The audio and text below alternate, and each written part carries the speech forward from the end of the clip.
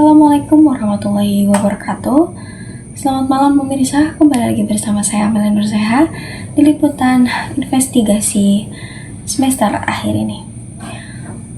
Baik pemirsa, saya ingin melaporkan learning journal pada mata kuliah investigasi Senin kemarin.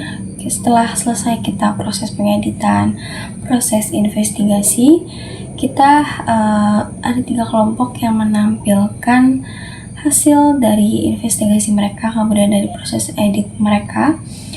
Nah, 3 kelompok ini menampilkan film-film yang sudah mereka buat. Yang pertama itu dari kelompok 3, di mana isi videonya itu mengenai proses SPJ itu apa, kemudian sisi investigasinya itu apa. Namun terdapat koreksian dari Bapak Adi sebagai dosen pengampu, di mana kelompok ketiga ini menampilkan video yang mungkin lebih ke menanyakan peran ya, bukan investigasinya.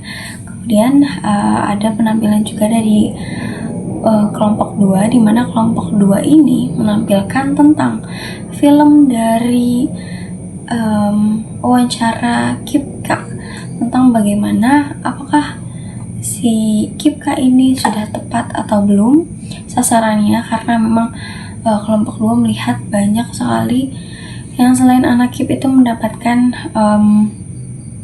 atau anak KIP yang mendapatkan beasiswa, namun ternyata dia adalah orang kaya gitu, dan rumahnya pun besar gitu. Dan di kelompok 2 ini menampilkan bahwa memang yang terjadi di UIN ini ada nyatanya Kipka itu tidak tepat gitu. Kemudian ada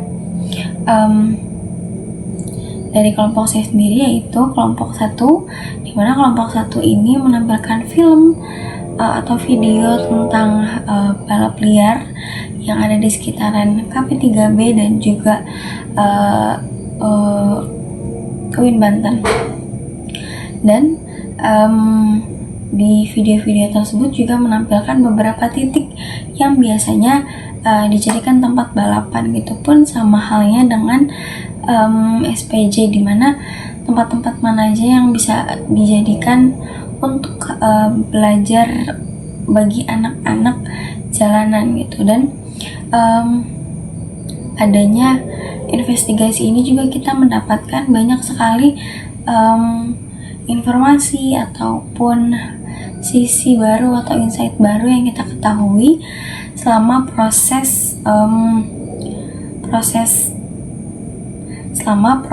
investigasi ini gitu. Dan untuk kelompok saya sendiri, saya jadi tahu bahwa memang balap liar ini sudah sangat mengakar dan juga sangat-sangat sulit gitu untuk dihilangkan. Hanya dengan bantuan atas lah bisa organisirnya balap liar ini gitu. Dan melalui investigasi ini juga kita jadi tahu gitu bagaimana menyusun proposal yang baik dalam mengajukan kepada dosen pengampu gitu. Dan revisian dari Bapak Adi juga memberikan kita bahwa memang semuanya itu tuh butuh proses dan harus sesuai gitu.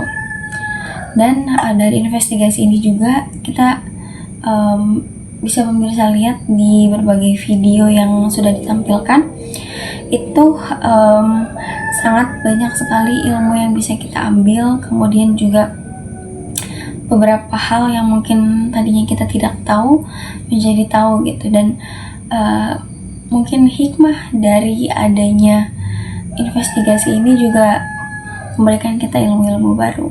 Mungkin hanya itu learning journal yang bisa saya sampaikan. Kurang lebihnya mohon maaf. Wassalamualaikum warahmatullahi wabarakatuh.